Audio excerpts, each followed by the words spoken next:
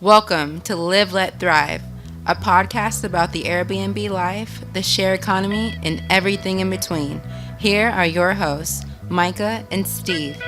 Hello. And welcome back to another exciting episode Of Live. Let Thrive.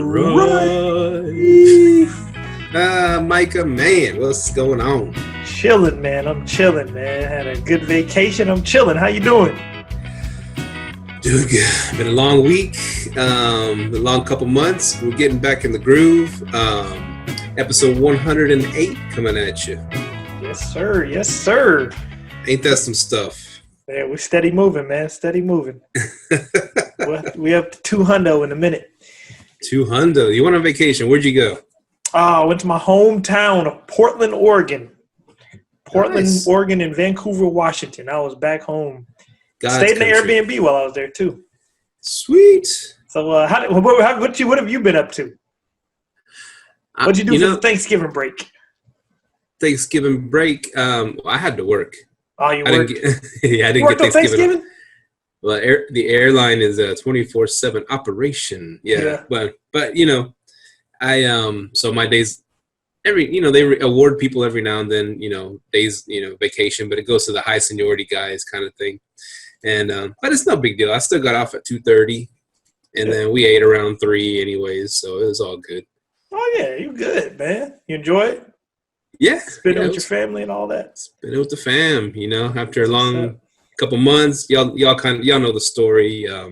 We had a new baby, or my wife, I did all the hard work first, and then she had the baby. And then she had her gallbladder taken out, so we went through all of that. And then, it was finally, she's getting better. Had a good holidays, good Thanksgiving, and back at it, bro. Man, my wife got sick too, dude. Again. She got sick, but she's finally up and at it. But yeah, she's back to it too. So, man, the sickness has been going around. Well, she had her wisdom teeth taken out? Yeah, she had her wisdom teeth taken out. Got better from that. Then she got a stomach virus. She was out for 3 days. She lost some weight, and she's training for a competition. So, yeah. But she's back to it, though. She's back at it. She's at the gym right now. But other than that, man, But I went to Portland. It was cool. I had some fun up there. Stayed in the Airbnb. It's crazy. Shout out to Aaron, the host. When I sent him a message, I told him, I changed my profile picture to a different person, something different. So, every time I request somebody on my Airbnb account, like request or instant book a place, I have to tell them my first and last name. Hey, this is who I am. I just told them, hey, we're the owners of this company, and we're coming. We want to stay at your Airbnb. You can Google us. As soon as I told him my name, everything, guess what he does? What? He comes back and he's like, "You're Myka and Mahogany from Live, Let Thrive?" He was like, "What?" Yeah, he's like, I listen to you guys every day. He goes, I was like, "For real?"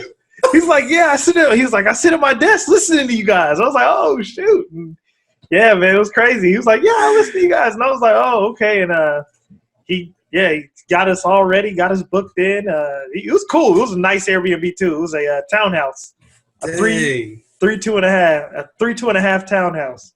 Out in Vancouver. It was right in my hometown. It was where I grew up, and I told him where I was coming to town for it. It's like, yeah, and I listen to you guys on YouTube. I was like, oh, snap. I guess you will do listen to us. But man, should have told him beforehand. You might have got a discount. I know. But other than that, man, it was a cool Airbnb. I learned some stuff, and I gave him a few pointers, but some good locks that I was looking into. I don't know about switching, but one lock I was looking into is that August lock. I think you said something about them in the past, right? We talked about them. Yeah. Those are pretty cool locks. Now that I could only see one downfall in those locks would be the what is it? The people have to download the Bluetooth. Like someone who's not tech savvy, they might not get it. But for arbitrage, those locks are legit because you can change the lock. It looks like a normal lock. You can just get it rekeyed, have the apartment complex or whoever have the same lock, and then your guests only get in via Bluetooth. You don't have to exchange keys. So I was like, man, for my arbitrages, like if I start arbitraging back in apartment complexes, I might hop on those August locks. Like, I mean, you know, that is the only downfall is like an older person. They probably would struggle because and also multiple people needing access. You know, you can't just type in a code. Everyone has to download the app. But other than that, they're pretty legit locks. Like I like how they look. Like it's just a normal lock. But yeah, man. Right. But other than that, man, it was cool, man. It was cool. Like I was like, oh man, we got some fans out here in the Northwest. But they are really cool locks, especially if it's going to be, you know, for your personal home. It's a beautiful thing. But like you said, if we're running a business and the old people roll through, I mean, it's hard for them to figure. Not all old people, but tech savvy, not non-tech savvy people. Old people. Only reason I said old people was because my mom was with me. She was like, "What?" And I was like, "I'll show you how to do it." Go ahead, though. But yeah, it would be a little hard and a little time consuming to have to explain to them how to do it and download the app and what's an app, kind of thing. But yeah, like I still have the old school, you know, the mechanical. You push the code and hit the Brinks button and it unlocks. I have those and they work fine for me. You know, change them every few guests and change the codes every few guests and. You change every few guests? Every few guests I do, yeah. Not every single guest, you know, because I could tell if they're coming from California, New York, I probably don't have to change it after that one. Well, I don't. Well, that's the thing. Yours should be automatic, right? Well, I have to change them by hand. I have to change them. Yeah, you got to get a remote lock. Yeah, if you get the remote lock, it just does it automatically. Wipes, puts in a new one, puts in a new one, and then it sends it to the guest. That's they cost a lot more though, right? They're like business expense like $250. $250. It pays for itself pretty quickly, right? Yeah, it'll pay for itself pretty quick. Because I just got another. That's the only thing we're waiting on at my new Airbnb. We're getting up. We're waiting on the damn lock to get there. They bought a lock, but then they found out the lock was used, and the people had removed all the default shit on it, so we had to send the damn lock back. So we're waiting on a new lock. And after that, we should get the pictures up, and we'll be have a new Airbnb up, man. That's freaking awesome, dude. That's awesome. Nonstop. Yeah, man. Been hustling. So I noticed. I remember you were. I told you I changed my profile pic, and what I noticed some differences. I noticed people are a little bit more patient with I guess we come off as more patient when dealing with certain issues. Like if someone has trouble booking or whatever, like they don't know how to use it. People like, oh, you're so nice. You're so nice. You're very, you're very patient and all that. But I noticed certain areas I start getting more bookings in. Florida. In California, I started getting more bookings in those areas. I think the very vain places because the profile picture that I have. Vain and a lot of Latinos. And you look like you put a Latino girl as your. She looks Latina? She looks like it in the picture, yeah. She looks like a Latina. She is, though. That's what I'm saying. They would make California. I don't think people can tell, though. And then Florida's like, oh, she's one of us. Orale. I can tell. So you can tell she was Latino? I could tell, yeah. I could tell. I don't know if other people can tell because she's actually Colombian. But I couldn't. So you could tell. Okay. I thought she's Latina. Yeah. So I noticed, those places. Go ahead. Interesting experiment. Yeah, I haven't tried that yet. You know, I thought you were gonna put. We talk about everything on the show. Yeah. I always warn people, but I thought you were gonna put a girl next door, a white girl on there. You know, white bread. I think she looks white. So that's the look I was going for.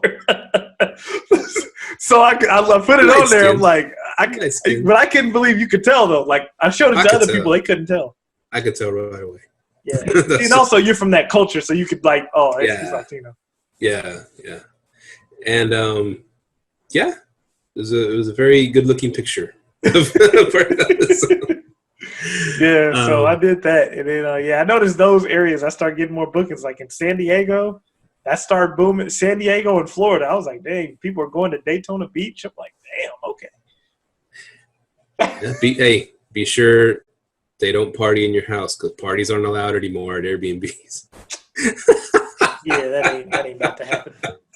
My friends, oh man, all my friends, because they know me as the kind of the Airbnb guy at work. Yeah. Oh, look, they don't let you do parties anymore at Airbnbs. Look, they banned all the parties. I was like, it's not exactly that easy. I mean, you can't.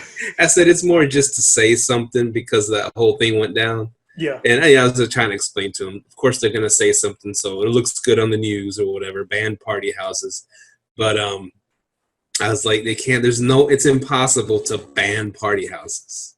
Yeah. It's impossible. I mean, someone can rent my house right now and throw a party in it. How the hell is Airbnb gonna know? Let alone, how am I gonna know they're not over there partying their ass off? You know what I'm saying? Can't tell. Unless I have camera. Yeah, of course, cameras. Cameras. Is Airbnb gonna install cameras at my houses? Cool. Hey, send my cameras, Airbnb. But otherwise, how are they gonna know that some party houses are going on? I mean, they can't really. I think all they're trying to do is I think they're just taking off the option to list your place as a party house. And then of course to the outside world, they're like, "Oh, you can't party at Airbnbs." He's making it look like people were setting up Airbnbs just for parties, Right. But Airbnb is really in the news right now, hot and heavy, because they're trying to go public in 2020. Like, they partnered up with the Olympics. They partnered up.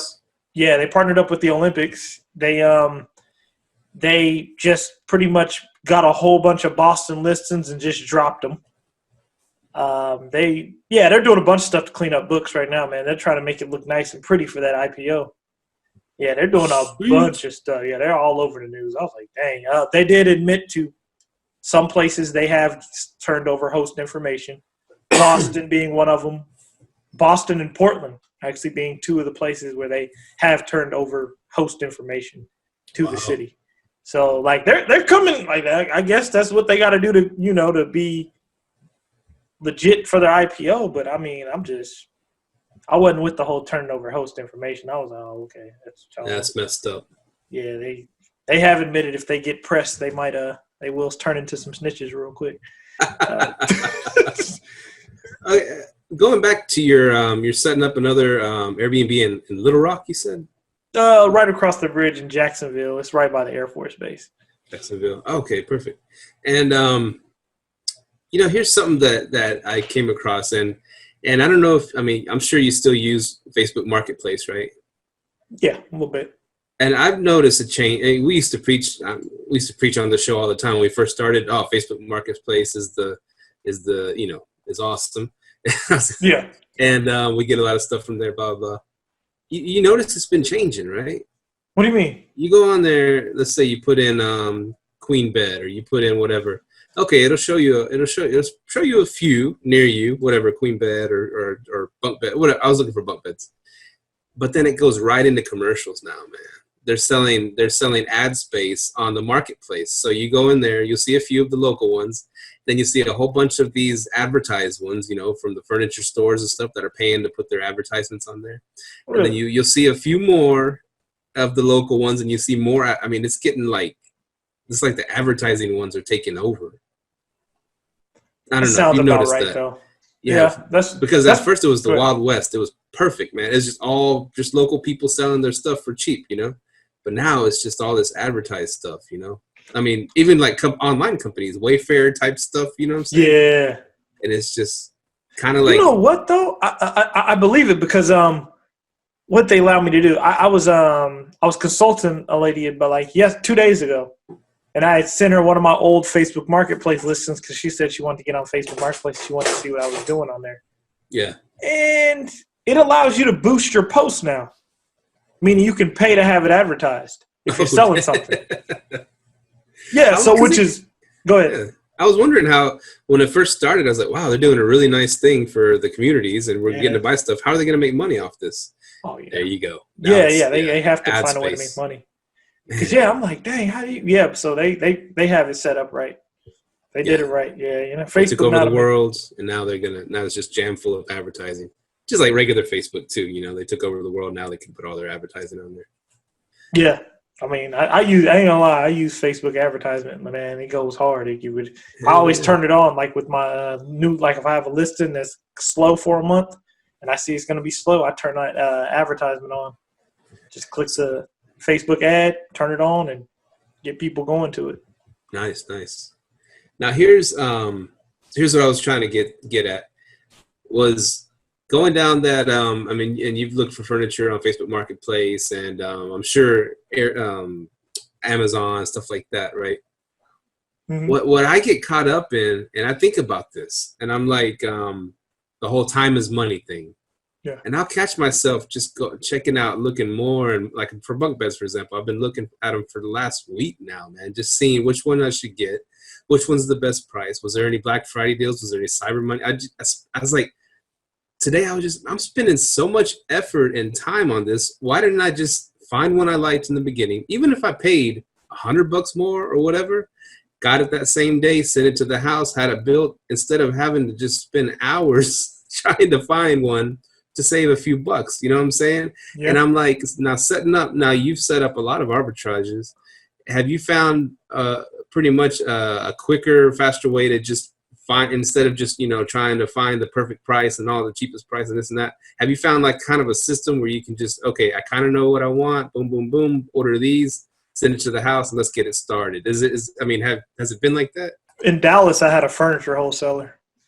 Nice. As a matter of fact, if you tell him you do Airbnb, he'll give you a discount. He'll be like, oh, because he'll know you come. He knows you're coming back. So like me and Josh both went to him with our units, and he'll just be like, oh, you do Airbnb? He'll just give you a discount because he knows you'll come back. So that was the fastest way I've had. And he'll deliver it to you and he'll deliver it to you and set it up.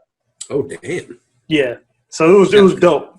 Shout out to that guy. You want to give him a shout out? Or Jacob in Dallas. I actually was trying to reach out to him today. I couldn't get a hold of him because one of my partners was trying to use him. He should advertise on our show. Yeah. Jake, he's truth. As soon as I get his information again, I'll definitely shout him. Let y'all in the DFW who listen. He'll definitely hook you up. He'll wholesale your furniture, wholesale you nice furniture, and set it up for you. Like he gave me some leather couches, everything. Yeah, he gives you some dope stuff. But yeah, that's the fastest way. You got to find a wholesaler, kind of like what was our boy talking about who was on here? Our previous guest a while ago, Noble. That's what he was saying. He found a furniture wholesaler. That's the fastest way to do it. Or I mean, if you want to spend the money, I mean, you can always go to Nebraska. It's gonna be for a bunk bed. It might be pretty cheap to get a bunk bed. Like, oh, yeah, you probably should have hit up some of the Nebraska Furniture Mart Black Friday deals. Mm. That's when you get your furniture. Because Nebraska going to have some furniture up in there. Because my whole house, it was Nebraska Furniture Mart. Wow, that place is it's a whole city, right? It's just insanely huge. Yeah, but I online shop there though. Oh, online shopping. Yeah. Oh, okay, cool. Yeah. But what's up, Malachi? But yeah, it's online. I do have online shop, but I'm gonna try to start going in the store. Well, see, and that's the thing. So, how about when you set up the new arbitrage? How did you go about getting the furniture there?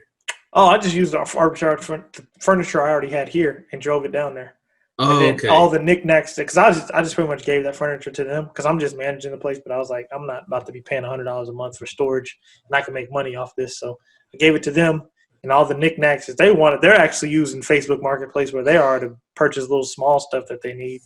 So, but that's cool. For like your decorations and stuff, like on the wall, you can get all this stuff cheap at Ross. Yeah. But see, that takes time too. Because I mean, for me, I'm just trying to balance time and money. You still got to go to the store. You still got to look for the stuff. See, that's what I was trying to get at. Yeah. If there's a way to just find stuff, because Amazon gets you. I mean, it's so cheap on Amazon. Everything's so pretty cheap, right? Yep.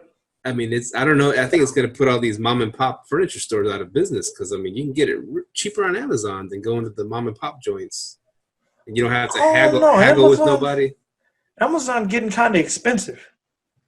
Well, you think so? Yeah, Amazon ain't as cheap as it used to be.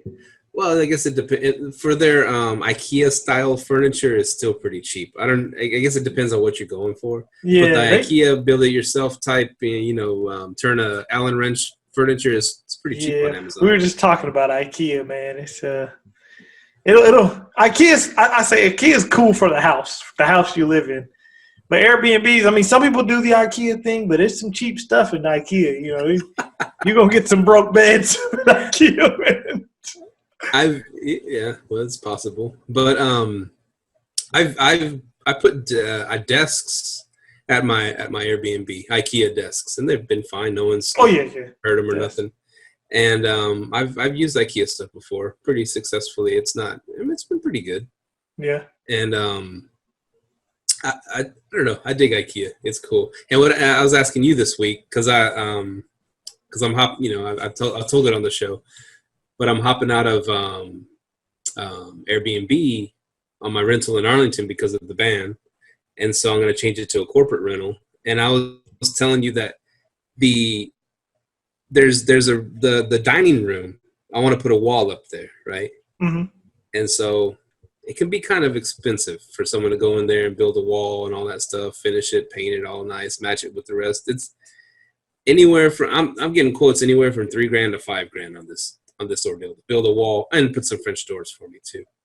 But who you can $3,000 to $5,000. I need that. You need to get that deal. Yeah. Does that include paint? Well, more towards the 4,500 end. It includes paint. Yeah, about 4,500. 4,500? That ain't bad. Yeah. Well, see, I've told guys that work that, and they're like, "Wow, that's a lot of money." So I don't know. I guess, but they've used friend of a friend kind of deal, and it does kind of a shitty job. You get what you pay for. These guys that are going to do this room are going to charge quite a bit. I mean, but they're going to make it like you could sell the house tomorrow and it just looks perfect. You know what I'm saying? That's what kind of work they do. Not Uncle Rico coming over and putting up a wall that's all crooked and different colored paint. It's not like it's real quality stuff. Yeah, see, I'd pay 4,500 because I'm trying to get this enclosed. Right back here. Yeah, okay. Hook me up with whoever you got. I'll send you his info. Yeah, so I'm looking into that too. Okay. And so go ahead. Yeah, so it's gonna be the pod room. Yeah. It's gonna be an office, pod room and office. Yeah. Okay. And so, because you were trying to close off your room for what? Well, I want to make it because technically my house is a 3-2, and excuse me.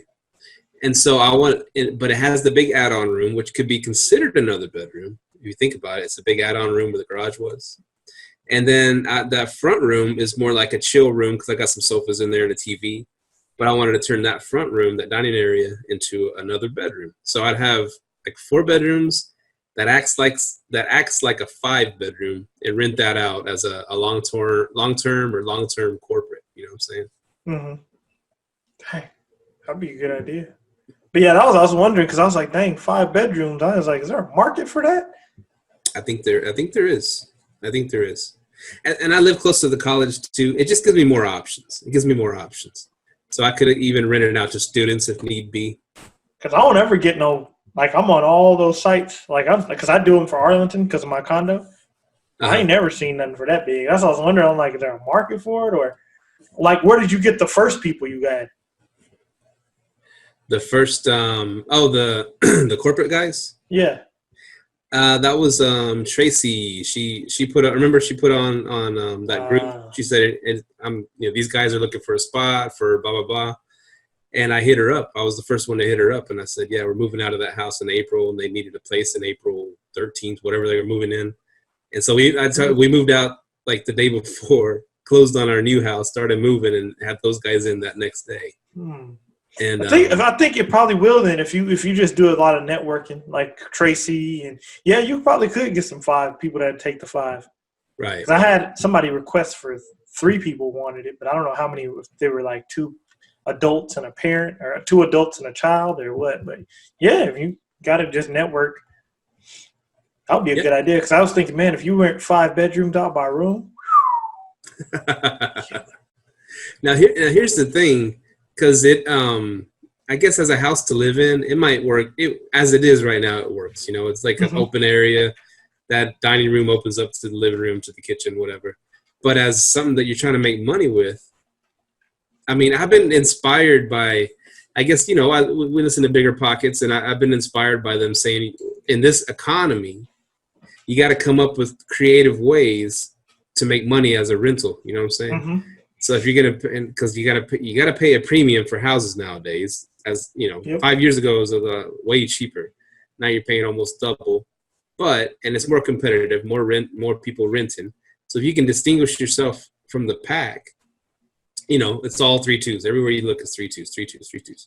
If you can have a 4.2, hey, a bigger family could fit in. If you got a 5.2, shit, bigger family plus they'll have a guest room. And so that's what I'm trying to do, trying to distinguish myself from the pack. Yep. And plus, provide something different, provide extra use. Mm-hmm. And then you can demand more money for it. Yep. Right, man. So, yeah. So that's what I'm trying to do. And I asked you about the IKEA thing because I saw these IKEA hackers, that website I was telling you about. Yeah.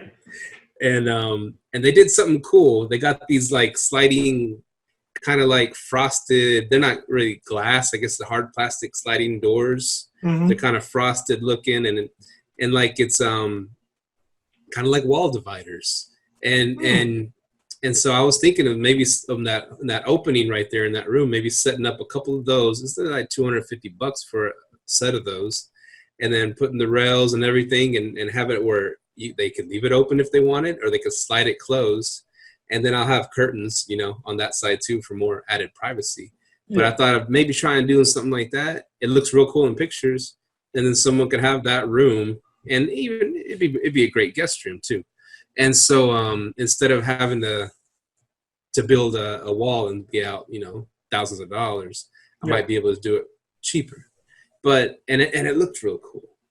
So that's the thing. But you said IKEA furniture could get torn up, IKEA stuff. But unless they're like slamming themselves against that wall, I don't know how. I'm not going to put the bed there because, what if they're bumping and grinding? The divider stuff I wouldn't really know about. I was talking about the furniture, but the divider stuff might work. Yeah, it's like the divider sliding walls. Kind of, if you think of like the concept of a barn door a little bit, kind of something like that. Okay. So yeah, IKEA hackers. And what the cool thing was, and we always say we'll put a link, but I'll put a link in the show notes of that IKEA hackers. And that this is like studio apartment in this like let's say how in Seattle they freaking sell those studios for like well back then they were selling for like $150,000 for like a 300 square foot studio in downtown. Sounds about right in Seattle. But now they're probably like 300,000. Anyways, so and it said people get claustrophobic living in like a studio that don't have a bedroom. They have their bed in the corner, and they have the sofa over here, and then there's the kitchen. It's all just one big room, and people don't like that. So what this guy did, he put a couple of those dividers and made himself like a little bitty bedroom where his bed fit in there. Uh-huh. And it kind of made the space look bigger. He put one like where the kitchen was, and I don't know, it just added in a couple of these. It makes the illusion that it's bigger. So they do some cool stuff on that. IKEA hackers, look it up. Okay. So are you going to put like TVs in every single room? Like if you have a 5-bedroom, TVs in every room? Yeah, they're dirt cheap nowadays. Why not? Yeah. I'll put a little 32-inch in each room.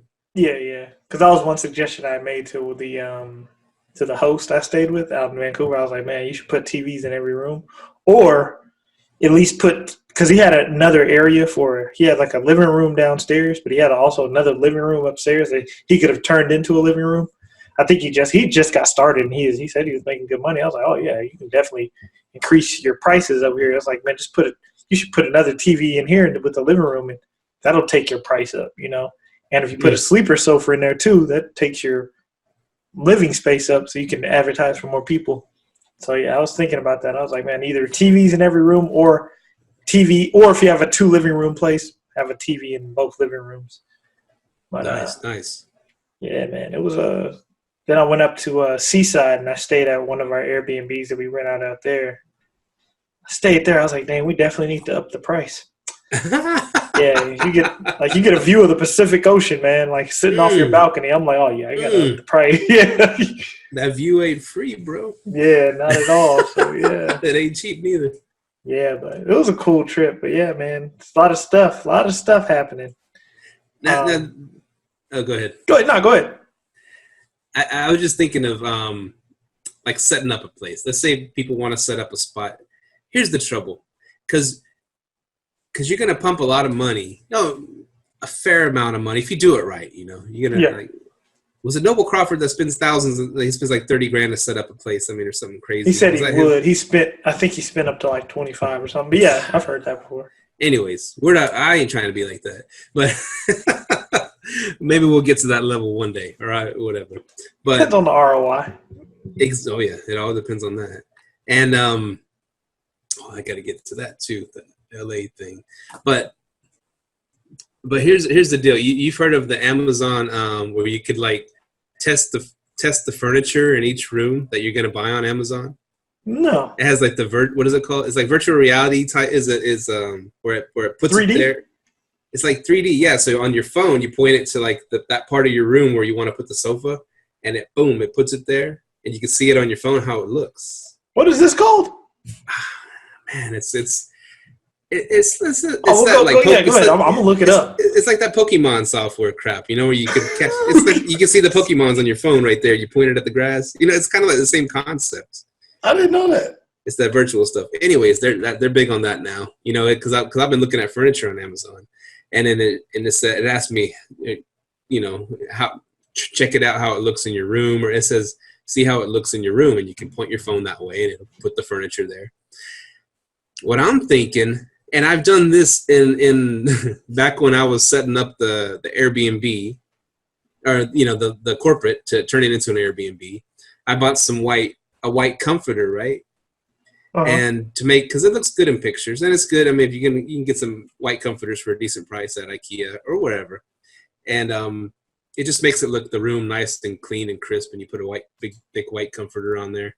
But I only had one at the time. So what I did when that lady came over and took pictures, I said, well, I only have this one. She goes, you know what? You know, I'll take pictures in this room. I'll tell you when I'm done. And you just move that comforter to the next bed.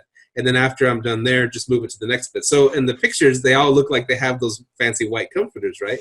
Yeah. Which I didn't have at the time. But I'm trying to get this all set up before my first guest, before I put it online and go live. I want it to look nice. Yeah. So that's one way I did it. And when you mentioned the TVs, I don't have the TVs yet. But if I wanted to get the pictures up and going, maybe I could use that software, or just hang the same TV in each room real quick, take a picture of it. Or just do a coming soon listing. That's what I did. I already got a booking. Oh, without any pictures of the inside of the house? Well, I have pictures of it empty, but I said, I just wrote on listing coming soon. Somebody booked the week of Christmas. That's freaking awesome.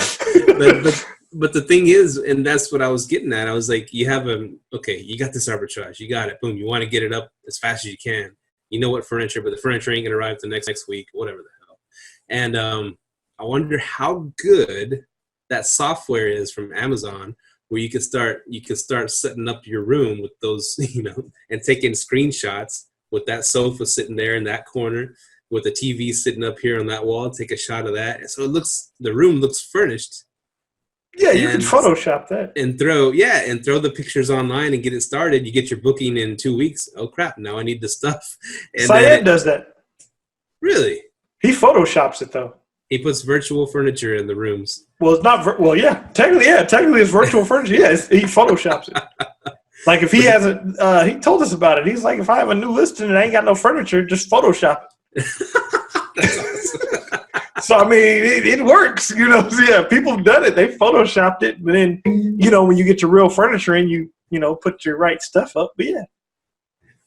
That's awesome. Dude. Yeah, I was like, because he told me that. I'm like, you Photoshopped them? I'm like, hey, it works. Hey. You know, I've seen people do that. Yeah, Photoshopping the listings or that software. That'd be perfect. That's awesome. Another thing I heard, I was like, I thought you would dig a lot, because you've always talked about getting a spot out in LA or somewhere like that, you know, a high traffic area, expensive area. And what's going on now, because it's got the housing, they call it the housing crisis, right? Because it's so expensive to live somewhere, to rent somewhere, to buy somewhere, like, for example, LA. And what the city's actually doing, and I heard this on Bigger Pockets. I don't know if you heard the last Bigger Pockets. No, not yet. You're smiling over there. What happened? I just got a text from one of our friends that sent me an article. The article's title reads, Airbnb introduces new rules to rein in parties and nuisances. By the way, for the people that are watching on YouTube, you can, if you're not watching on YouTube, I'm holding up my phone. I just got a text from a good friend of the show. So go ahead. Now places like San Francisco or LA or these expensive ass places to live, and there's no inventory, and the rents are sky high, and the houses are just ridiculously priced. What they're starting to be less strict on and allow and actually encourage is and they called it like LUD housing or I don't know, something like that. But what it is, like the old fashioned mother-in-law suites kind of thing. So if someone has a little bitty house on a little bitty spot of land, they're encouraging them to build something on the rest of their little bitty lot that they got in LA or San Fran or wherever, so it can have more stuff to rent out on the market. For the city, that's a good. Yeah, that's what I'm thinking. That's heavy in Portland and Washington, where I just was. Yeah, because the homeless is just like Austin. Have you ever rode through downtown Austin? Yeah, and the homeless is bad. It's that bad up there. So those are becoming super popular up there. Like I've seen a bunch of people. Like the last time, a few months ago when I went back to Portland, that's what I stayed in. Dude had a house attached to his house.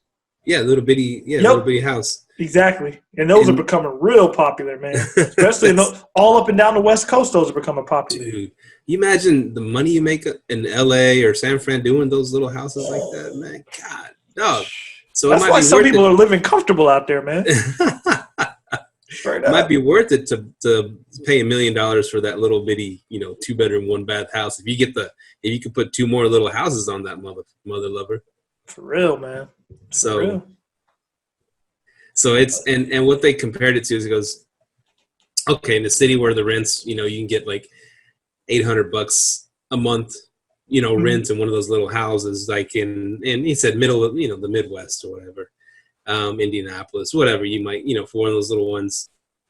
He said it costs about the same to build one of those in Indianapolis or LA, but you'll make so much more off of one in LA than you would in Indianapolis or something, for example. Yeah. And so, but it costs about the same price to build them. I thought that was interesting, man. So it's a game changer if the cities are encouraging this, which we've all seen the whole tide go the other way. Anti-Airbnb, Airbnb's ruining communities, Airbnb's this and that. But now they're going the opposite way, saying we need more housing, so we're gonna ease up on these restrictions and let people build these little bungalows on their property. I think that's a game changer, bro. Yeah, 'cause Texas just appealed Austin's rule on short-term rentals, and Austin's homelessness is bad. Like, you walk through downtown Austin, man, it's just sad, man. You're like, damn. But yeah, it is. That is another option. I mean, because especially these expensive cities, man. Cities get expensive. Homeless rate goes up or whatever, and you just need more housing. Affordable housing, I should say. But right. Yeah, man, it's a. There might be an inn for us yet in LA. Yeah, we might have to have an inn. I was actually looking at the market out in Portland and Vancouver, Washington when I was out there. Oh yeah. I drove by where I went. I drove by where I grew up. Every single day, it was like 6 houses for sale on that block. All of them smaller than my house. Minimum price, $320. Yeah. These are like 3 beds, 2 baths, 1,800 square feet. If that, 1,500 square feet, $320,000. Wow. Crazy. I was like, damn. It's like, hell no. It's like, this is crazy. But yeah, I was like, shit, no, crazy. But yeah, man, I was like, dang, man, I'm happy I live in Texas, dude. I'm happy I got away from this. But it was a few things that I took for granted when I lived there. Some of those houses you can rent them out just because of the views. Like you have views of the mountains, like Mount Hood, Mount St. Helens. Like, man, I took a picture. I think you might have seen it on Facebook. I took a picture of Mount Hood just sitting there right behind my old house, and it was crazy. Beautiful. Yeah, it was beautiful. You can charge people for that. Yeah, you can charge people for that. And Veronica Hansen, she lives out there in Portland. She was on Lake our Oswego. show. Yeah, I think she's from Lake Oswego. Okay, cool. Yeah, she's from out that way. Killing on Airbnb. Oh, shit, dude! Killing. To stay out there, like them Airbnb is expensive. Like over in Portland, minimum $200 a night. Any of them. Damn. 1 bedroom, 1 bath apartment, $200 a night. Hers is huge. Her house exactly. is big. Easy. So when she told me that $4,000 and I went up there, I was like, oh yeah, she easily got $4,000. Easy. Yeah, she made $4,000 easy. But what's your mortgage? 2-3 grand. Yeah. 2 G's. I mean that covers the mortgage, but that's pretty good. 2,000 pounds. Yeah. Well, off one booking. Off one booking, not the whole month. So the whole month's how much she making. I don't know what she made off the month, but that was one booking. That was like one. But I mean, I don't know, man. It's if there's a will, there's a way. I actually got another way you can make more money. Like if you're not in those high dense areas, I got a booking off of TripAdvisor. Shoot, I made like $600 that weekend off TripAdvisor. But I mean, you can charge more. So and that's another thing I tell people: if y'all ain't listing your place everywhere, you're losing out on money. I mean, they might not come in as often, but the ones that come in, they're worth it. They were definitely worth it. Yeah, that one that hit from TripAdvisor, I was like, shit, they have $600 off that.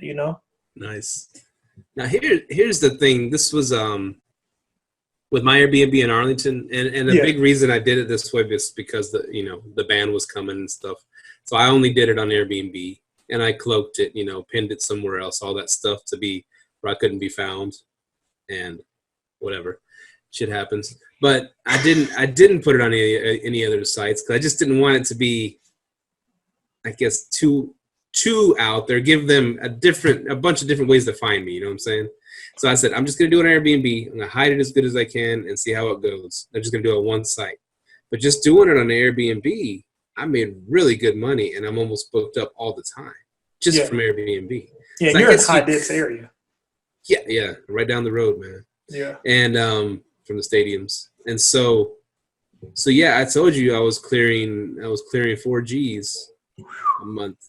There you go. But, after mortgage and all that, you have to pay that. But I was doing 4 G's, and I was just getting warmed up, man. It's getting more and more. And it's just like, man, it sucks. You got to roll with the punches, right? You got to know when to hold them and stuff like that, and know when to fold them. But it's just it happened to me in Hearst too. I finally was getting good money, making real good money, and then the band came, and it just that's it's business, right? Shit happens, but it's kind of it's very frustrating because then that's when you're just finally getting going. It's like an athlete. Oh man, I'm finally starting to do good in the NFL. Boom, boom, boom. I'm starting to get my contract year, and I hurt myself. It kind of it's just like that. And so, but go ahead. Good stuff will come out of it. And to your point, I think that kind of goes into the future of Airbnb hosting. I think my mom gave me a good idea. She's like, y'all need to start writing your congressman and your governor. If y'all, she said, especially in Texas, because Texas said it was okay to Airbnb, but cities are making up their own damn rules. You got to start getting in touch with your government. I mean, we have to really start focusing on, at this point, focusing on Airbnb where it's allowed, where there's regulations, and where the regulations make sense to where you can start an Airbnb business. It's crazy, I mean, the bans are coming left and right. You just got to know where to invest, have a backup, have an exit strategy. Because I was just talking to someone. I've been on the BiggerPockets forums the last few days. And the guy was doing exactly what I want to do with owner financing. He's owner financing an Airbnb, right? The dude was like, hey, I'll give you, he said, all you have to do is put $5,000 down. And dude would leave the furniture in the house. Where is this? I forget. I'll look it up. It's on BiggerPockets. the deal was all he had to do was pay $5,000, get the house. The dude was going to owner finance it to him, and he was going to Airbnb it. The dude said, "Hey, I don't care what you do with it. You owner finance it." But the guy was new to Airbnb that was going to do it. So he asked questions about it, and I told him, "Hey, man," he said one thing that kind of scared me. He goes, "Oh, yeah, there's no Airbnb regulations and laws out here." I'm like, "Man, you're signing yourself up for a 32-year note." I'm like, "One, did you?" And then he didn't run the long-term numbers on it. He only ran the short-term numbers. So I'm like, "Hey, I tell you right now, run the long-term numbers. If they don't work, back out." It was like if there was Airbnb laws in place, I would tell you to go forward with it. But there ain't no laws. You don't know which way the city's going to rule, So, man, you got to be careful with your investing, especially if you're buying and you're looking at Airbnb. I tell people again, run long-term numbers. Stop running short-term numbers and trying to go buy an Airbnb or buy a property. That shit don't work. Now, stick to basic real estate rules. Go ahead. Oh yeah, you gotta follow those. But now, you said 30-year note as an owner financing. Yeah, I'm pretty sure he was going to refinance later on down the line. Yeah, that's what. And what our buddy of the show, Can Boom, what's up, Can? He said that how owner financing usually works. Like you said, you put down a down payment, whatever. Mm-hmm. Some people say around 10%, but you can negotiate that with the person who's the seller, whatever. And so if he gets it at 5,000 down, that's great, And plus that 5,000 goes to when he refinances out of that guy, that guy's owner financing setup. Then that 5,000 goes towards the price of the house that he paid. So you're buying a $100,000 house, you put 5,000 down to get in, and finance it through that dude for 5 years for 5%, whatever, 5% interest. But then after the 5 years, you bounce, you buy the house from him, and you only owe, what you paid monthly, and then minus that 5,000 too. So it's not like it's a 5,000 down payment that just disappears. It actually goes towards the price of the house you're buying from him. You know what I'm saying? Yeah. So it's a good situation. And so, but here's the thing, which could be good for people that want to try Airbnb. You could do a owner financing with that dude for 2 years and then finance out, if you wish to buy it, and you could put, whatever it is, 5,000 down or 10,000. Let's say in those 2 years or those 5 years, you're not hitting the margins, or it's not even working as a long term. You can just bounce and say, I'm not going to buy it after all. He gets to keep the $5,000 or $10,000, whatever you put down, whatever y'all agreed on. He gets to keep that money. No. Oh no, I think you're talking about a lease option. Same kind of concept, but owner finance. Owner finance different. Owner finance, he already financed you.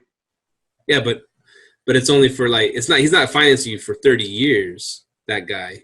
That you're talking about a lease option. This dude's doing an owner finance. Meaning the dude, he's the guy's, the landlord's the bank. Yeah, I understand that. Yeah. But most of them only they'll do it for 2 to 5 years.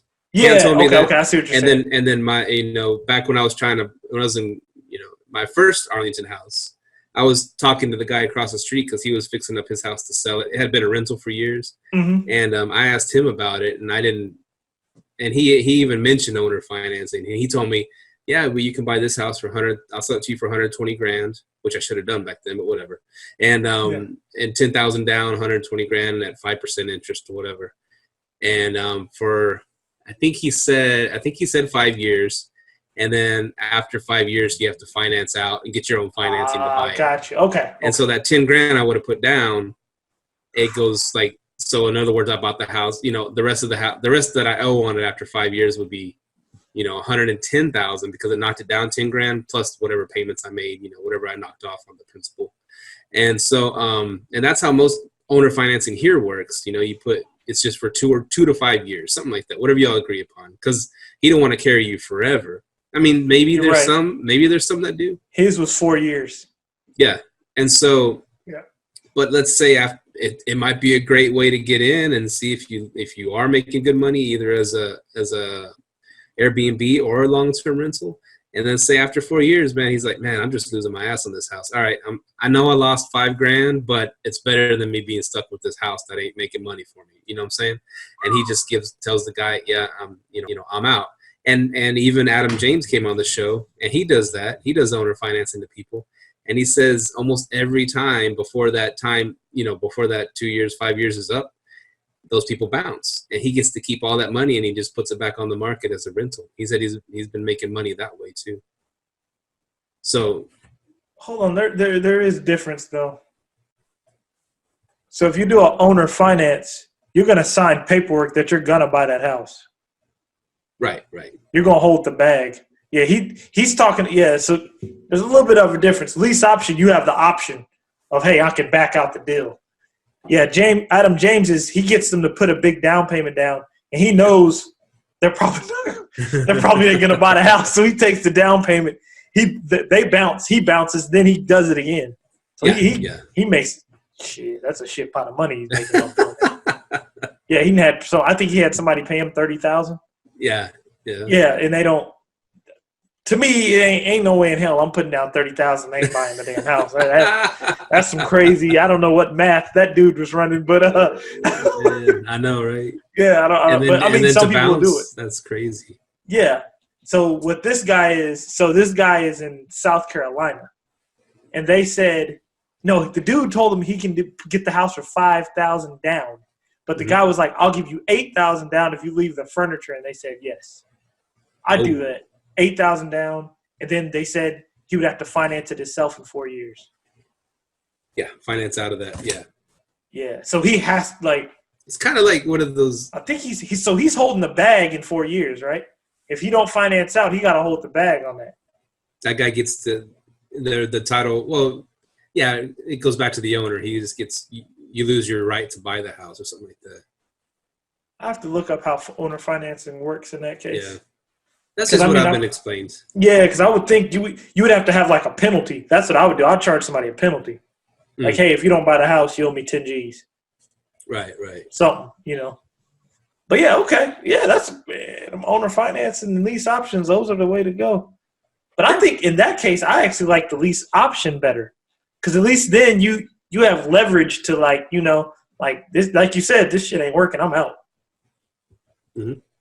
Lease to own. This is the same concept. Yeah. Because a lot of other states don't call it owner financing; they call it lease to own. Something like that. Lease option, like you said. Yeah.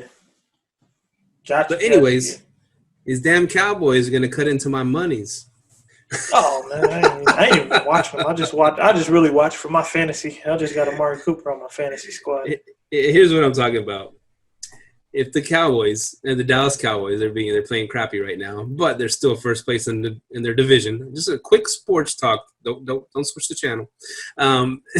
This does relate to Airbnb because I got an Airbnb in Arlington, and it's right down from the Cowboys Stadium.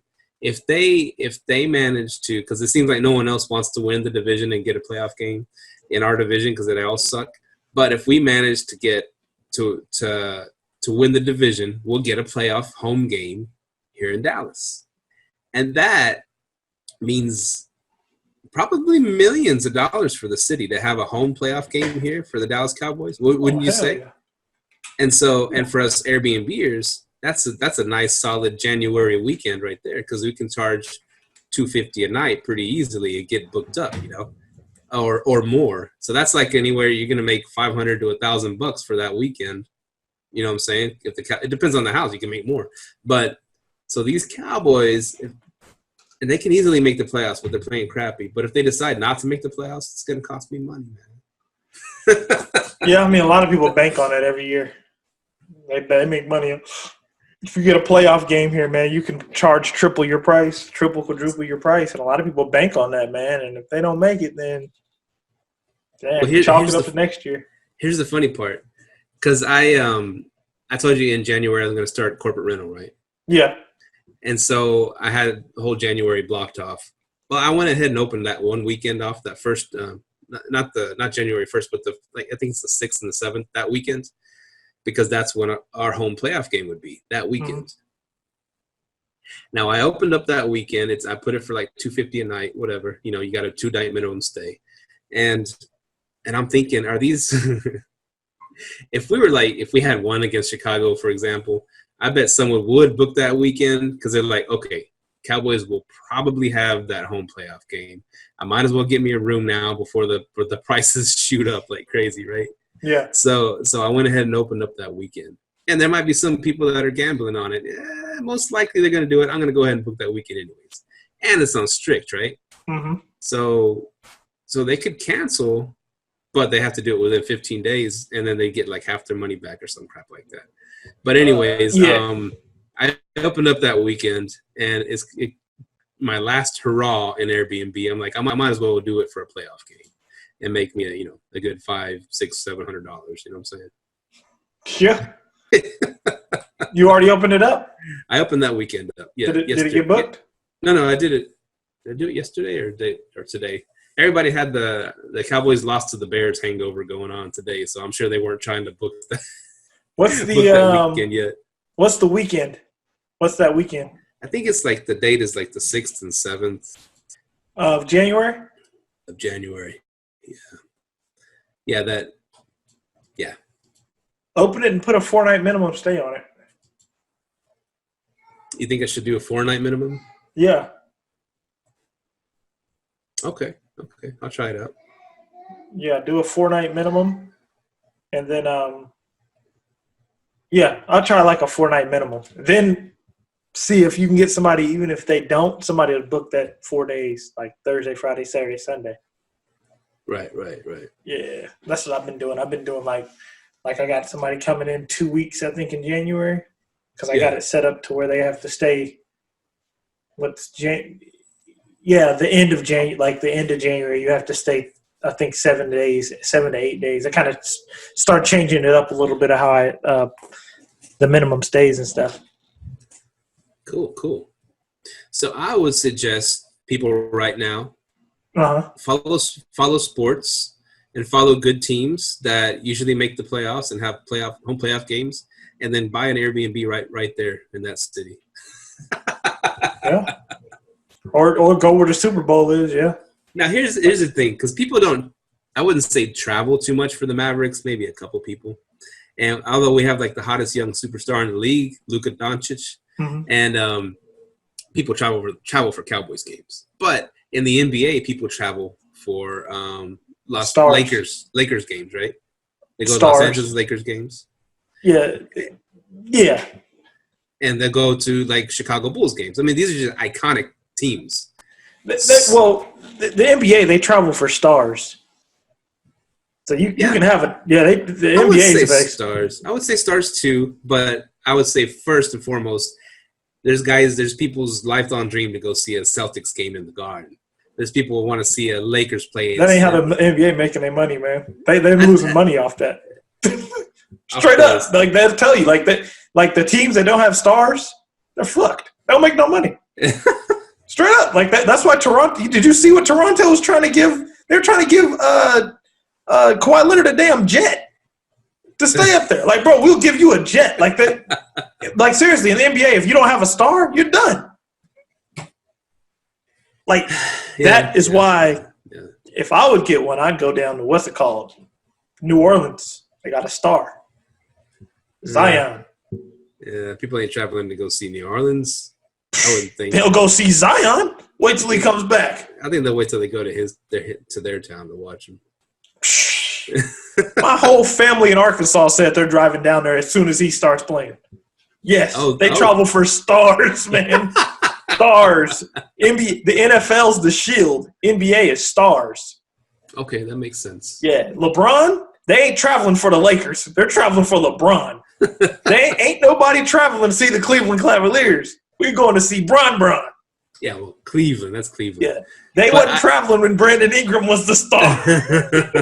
Kobe?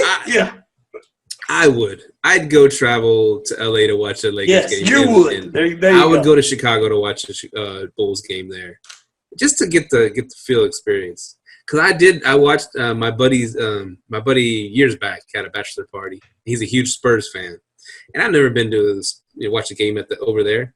But man, it was so cool because we got some all right seats, and but the whole city shuts down for the Spurs. Man, that's all they got. They got the Spurs. They don't have any of the sports teams, Antonio? right?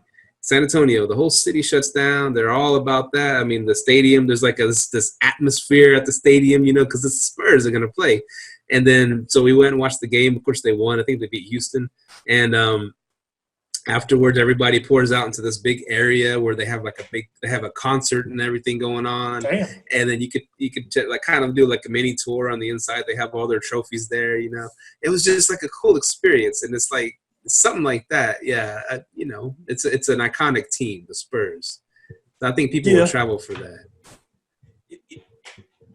Yeah, they might. You gotta look at market research. You can't take your personal thing and be like, well, they'll do it. That ain't really true. Like the NBA right now, they don't make money off their teams. They're making money off stars, man. Like they'll tell you, like our money comes from stars. Like we have stars run the league, huh? Yeah, the stars run the league. They do. You know, you gotta. Because that was the whole reason. I was like, dang, when Zion gets down there, people will travel for a star, but the team, Lakers wasn't making no money when Brandon Ingram was their guy. They were struggling. That's why they had to get LeBron. Like, we need somebody out here. But I mean, it's a good way though. I mean, because you know, football's always your number one sport. Like people sit there and target those cities. That's your first target. You only get 8 home games. Yeah, you get 8 home games, and then you got to pray that you get a Super Bowl. You know what I mean? Because wherever you get a Super Bowl, I mean, how many teams are in the NFL? 32? 32 teams?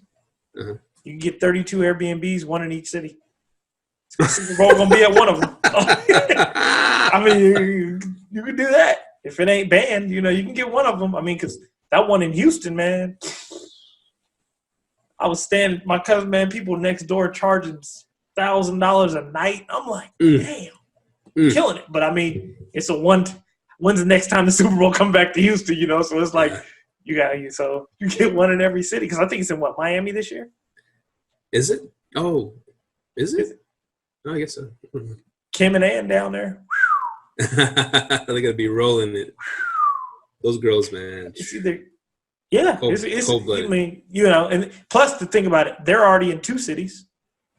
Mm-hmm. Indianapolis and Miami got 2 out of 30. 2 out of 32. Sweet.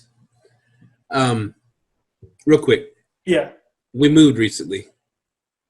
Upstairs. we moved to the upstairs of the house. And I was going to get your opinion on this. Go ahead. You moved to the upstairs? Because we had we have a 2-story house. I've never lived in a 2-story house before, right? And so what was going on, you know, I had my pod room up there. I had the big bedroom upstairs where I had my pod room and stuff. And I didn't need all that room. But we had been talking about it, and because we want our daughter to start sleeping in her room, right? And we want to be upstairs. Okay. Yeah. So we had our master bedroom downstairs. Mm-hmm. And so we're like, okay, we want her to start sleeping there, but we want to be up in the same level with her. You know, she's 2 years old. And so we went ahead and one night during this week, we moved all of our stuff up to that room. So now our bedroom is that big room up there. Okay. And now we're utilizing the upstairs more. Because I've heard this before I bought a 2-story, was like, you'll hardly go upstairs. If you have a 2-story house, you spend most of your time downstairs and you hardly ever go upstairs. And so now this is a way to get us, and we're using the upstairs more. I have my pod room here. I moved it to the other room, a smaller room. And we have our master bedroom there now. And then our daughter's room is across the way. And then, you know, we still have another bedroom up here. We have 4 bedrooms up here. So I'm just saying, it's just, I don't know where the story's going, but we're utilizing more of the house now. And I think that's it's an important thing. And then it'll be Airbnb ready if I wanted to Airbnb it out, because all the bedrooms will be up here. So what are you doing with your master? Is that your pod room? The master downstairs, that's going to be because we're going to do homeschool. That's going to be like the homeschool room / you know, play room, have her stuff there, you know. And then when her cousins come over, they can all chill out there and stuff like that. And so we're getting more utilization out of the house. Yeah. I don't barely use my upstairs. I use my upstairs sometimes because I have my man caves up there. But I noticed that's how it is in Texas. Because where I grew up, the house I grew up in, you walk in on a split level. So like you walk in, you're on a slab, but you have the option to go up or down. Upstairs is your kitchen, and you got 3 bedrooms up there. Mm-hmm. Downstairs is a basement, another living room, a bathroom, and another bedroom. A lot of houses are built like that. So it's like, so when I moved to Texas, and I noticed the master's always downstairs. I'm like, what the hell? They always put the master downstairs. Because Mahogany's concern was, well, if we're going to have kids, how's Malachi going to be up there by himself? Which he sleeps up there by himself now. But, yeah, I've noticed if I didn't have that up there, I probably would never go upstairs. But these are the first time we've ever lived in a house like this because it's a little bit different where we grew up, the house. Yeah. Because usually your kitchen's up. Yeah, that's weird. Yeah. Because I notice when I tell people from Texas that they're like, your kitchen was upstairs. I'm like, yeah, your kitchen. Like you walk in the house, your kitchen's up here. Your kitchen, your living room, your bedrooms, but you'll have you. So technically, Texas doesn't have basements. That's what it is. Because technically, at my house, that's considered a basement. Yeah, so that's I guess that's the difference. Then, you go somewhere like St. Louis, you have 3-story houses where you have a basement, mid-level, and another level. Yeah. Yeah, because I was telling my aunt she should Airbnb her basement. She don't want to do it? Well, she has someone down there. One of my cousins is living down there now. Okay. But I was like, hey, because her house is, when you walk into the house, you're looking dead at the basement. You can either go down it or you can stay on the mid-level and then go around the corner and go upstairs. Right. But you're walking into you look at the basement and then you can go into the kitchen. So her basement, the guest could just come straight up, leave the house, or come straight up and go to the kitchen. You barely see them. Interesting. Houses are built weird. In different places. And what was cool about when you were Airbnb-ing out of your house, all the Airbnb activity was all upstairs in one spot. That was convenient. Yeah. Yeah. So you still had the whole bottom of the house was kind of like your haven. Yeah. I would never really. You would see them every now and then. Like if I invite them down or if they use the kitchen, that'd be about it. Interesting. Yeah. But yeah, man. Did your homeowner's insurance go up? I told you about the friend of a friend that did all my he redid all my homeowners insurance stuff. Mm-hmm. And he actually got me more benefits from it, more coverage from it for like either the same or a cheaper price. See, he's an independent contractor. When you call Progressive or you call MetLife or whoever to get insurance, you're buying it all from them. So they dictate the price on all your houses or whatever your house, or one house. With this guy, he's an independent contractor. He can operate in every single state of the country. So he can get you, he did my car insurance too. So he can get my car insurance from this, Progressive. He can get my home insurance from this other company. He can mix and match to get me the best deals because he's not tied to one company. Yeah.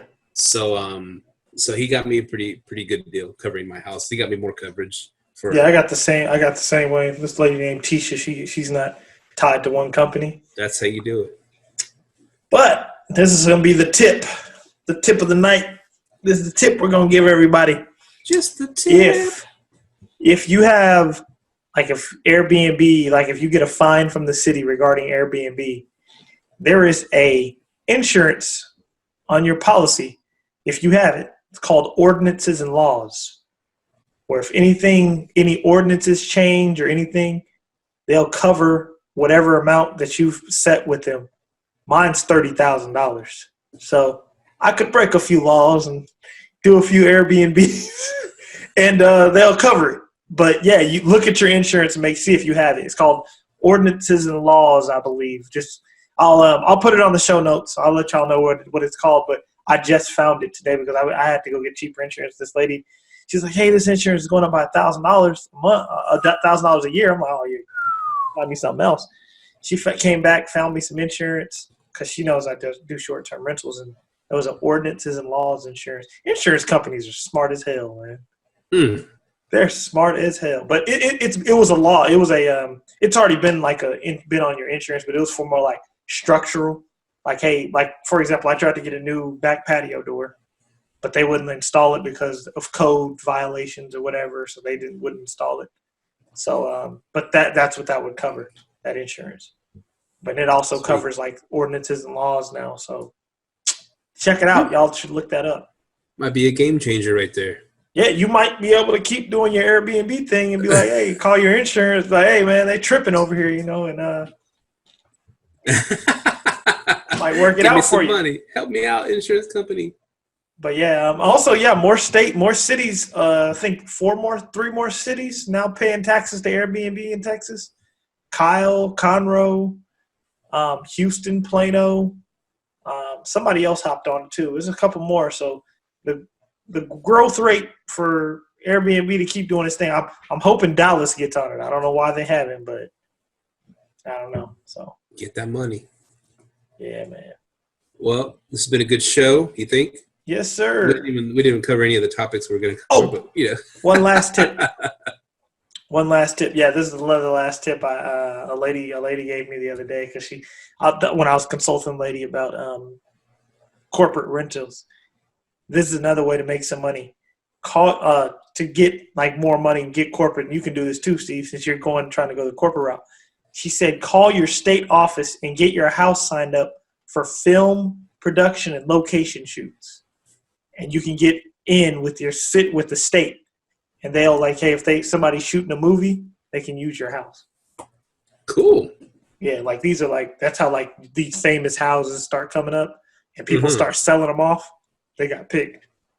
Sweet. Yeah, check that out. I didn't know about that. I was like, damn, you just taught me something. I never knew nothing about that. She said, call your state office. Awesome, man. Yeah. Been a great episode 108.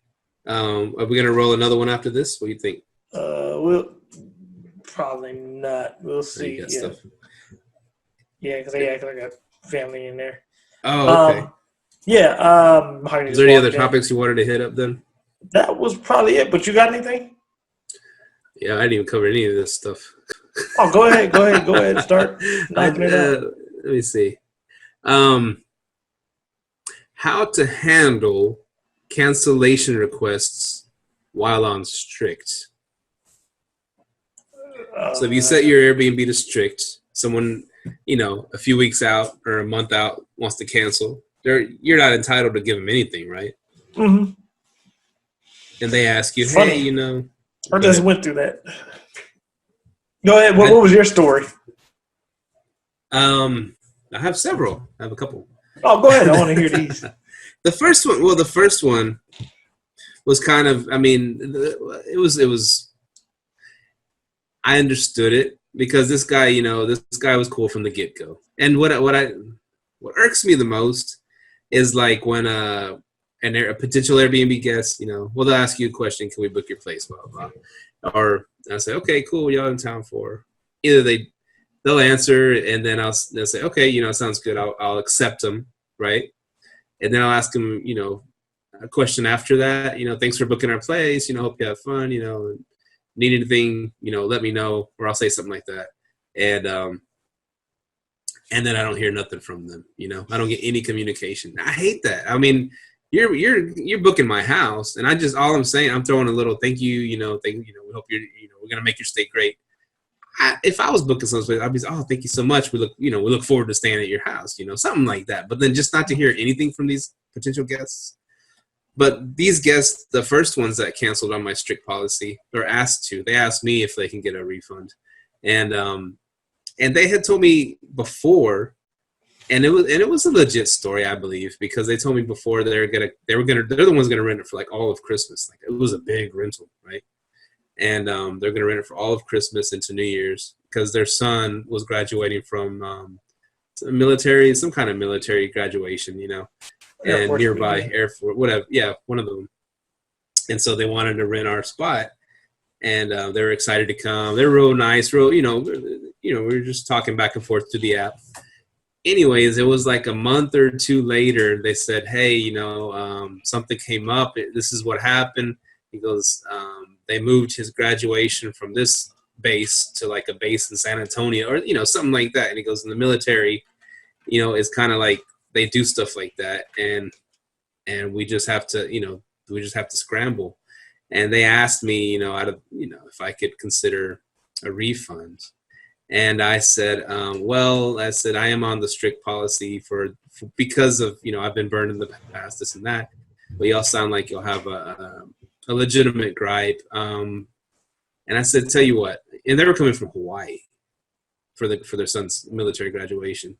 And so I said, I'll tell you what, really, I'm not entitled to give anything of a discount, but how about I'll give you 80% back, because then I can still pay my cleaner, because they already, I just made this story. I still can pay my cleaner because they already booked that day, and I can, and I might not get those days booked because it's short notice. And, I just gave them this, and but they were so happy. Oh, thank you so much. 80%. Yeah, that's great. It's great.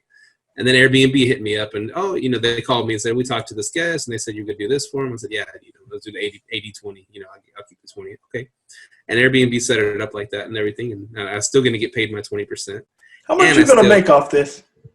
Pretty good chunk of change, because someone rented all those days anyways afterwards. They did? So I'm going to get all the money from the new rental. Plus your 20%. Plus 20% of the one that no one's even going to stay there. So it worked out good. Yeah. I mean, sometimes these cancellations do work out good. And but I've got another cancellation request where I told them, where they just give me an explanation. Hey, something came up. Can we get a refund? Like, that was something came up, And so I kind of hammered him and questioned him a little bit. Go ahead. I said, ooh, go ahead. Yeah. And so I think what happened with that one, because they weren't entitled to another refund, but I think I told them I could give them 50% refund. But I knew that this weekend was going to get booked again. And so same thing, Airbnb hit me up and they said, you've agreed to this 50% refund, blah, blah, blah. I said, yeah. And so they did the 50% refund, and they canceled that booking. Airbnb canceled. I'm not canceling any bookings, right? Airbnb canceled it. That's the key. And so I'm getting 50% from that weekend booking. Plus, I really quickly got booked again. So I'm making 150% of bookings on that one weekend. So yes, we don't have to cancel. Yes, we could keep the 100% of that money. But to me, I'm seeing it's more financially beneficial to figure out a way for them to cancel and you still keeping a percentage of their booking. That's a good way to do it. Booking it again. You know what I'm saying? That's a good way to do it. Because I always tell them, I straight up tell them, like, hey, you can cancel. You won't get a refund until the days get rebooked. Okay. So and then they never get rebooked. I'm not saying that. I'm not saying that. I was just saying, you say you can cancel, but we won't refund you until the days get rebooked. Now, the ball's now in your court. If the days get rebooked, you can hit the guests up and say, hey man, the days got rebooked, and refund them the money. Now, if the days don't get rebooked, which is highly unlikely, then you keep the money. But if they get rebooked, and what I do is, what you can do is, like, let's say they book 7 days. They book 7 days, right? So you're like, damn, I gotta hope these 7 days get booked. Go to the first day they were supposed to check in and put a 7-night minimum. So someone has to book those same exact dates. Wow. You take it to the next level. Just saying, that's what I do. Like, oh, cool. You can cancel all you want, but we don't refund until the days get rebooked. So what they'll do is, when they hear that, they're like, oh, well, let me go ahead and cancel and free up his calendar. Right. But there have been times back in the past when I have days got rebooked and I kept a bunch of money. But but no, it's up to the guest. It's up to the guest to come back, because anytime the guests came back and said, hey, did the days get rebooked, and they got rebooked, I refund them.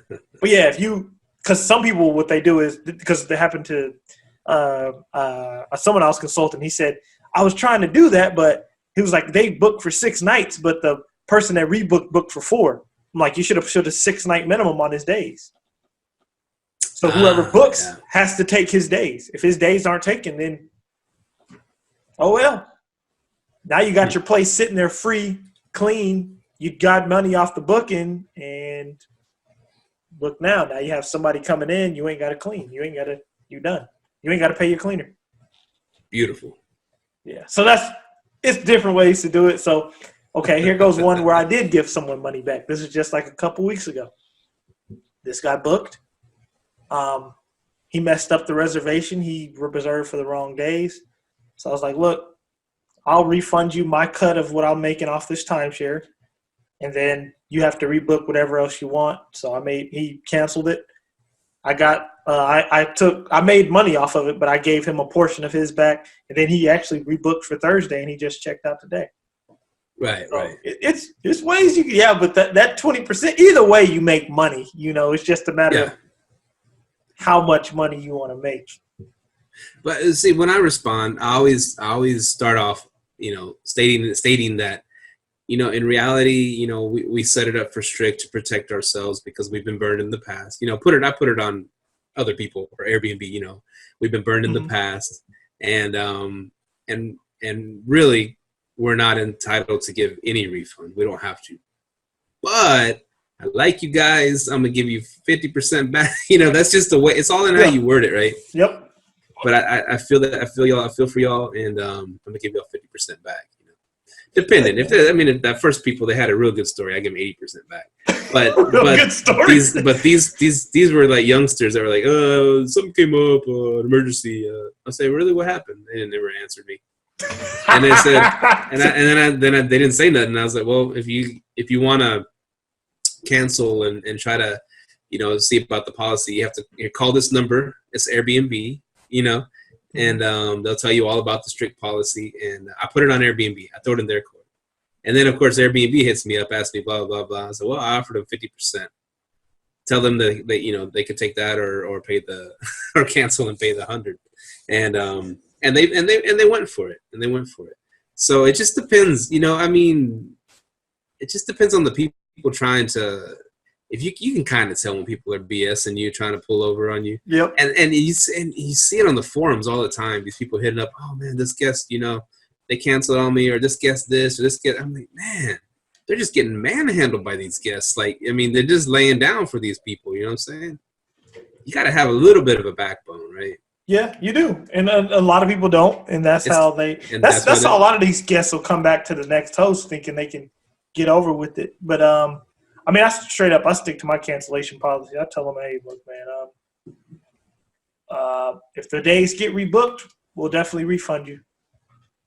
But and then if they don't get rebooked, oh well, But yeah, definitely if you do tell people that, go ahead and refund them if your days get booked. But make sure you cover yourself by setting that minimum stay. Make sure all their days get rebooked. Don't be in that situation where they booked 10 days and you got 4 days booked out of their 10. You scrambling for reservations. Yeah. You only get advice like this on our show. The other shows are very politically correct and, follow company policy and lines, and customers always right. Yeah, well, not always right. We got a business to run here, Myka. That's true. It depends on how you look at it. It depends on how, what I'm saying? It depends on, because if somebody comes with if somebody comes with family emergency and shit shows me documentation, I tell them straight up, I'll fully refund you. Yeah, they're, but someone that's just saying, oh, something come up and we can't, come on, bro. Make something up at least, right? Yeah.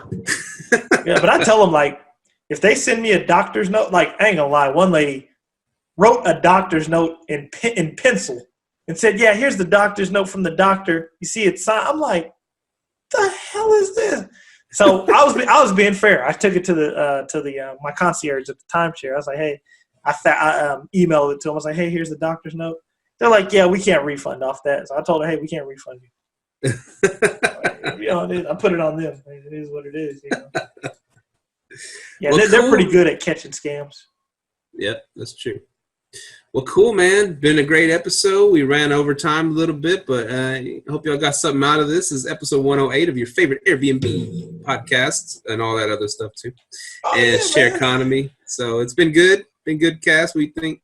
Yeah, good cast. Yeah, definitely. Thanks for keeping on with us. Shout out for everyone who's sending in, emails, all the people that hit us up on IG, man, they were coming at me like, where are the new episodes? Man, someone was coming at me. I was like, hold on, I'll get Steve to get them up, man. Hold on. Yeah. It's been a long couple months, man. But we're back at it. Plus, it's the holiday season, so if we have a little slowdown, we usually always have a little slowdown during the holidays, right? I think the last couple years, we have a little slowdown. But we're going to be dropping an episode every week now, like clockwork. We got this. Yeah, we got them.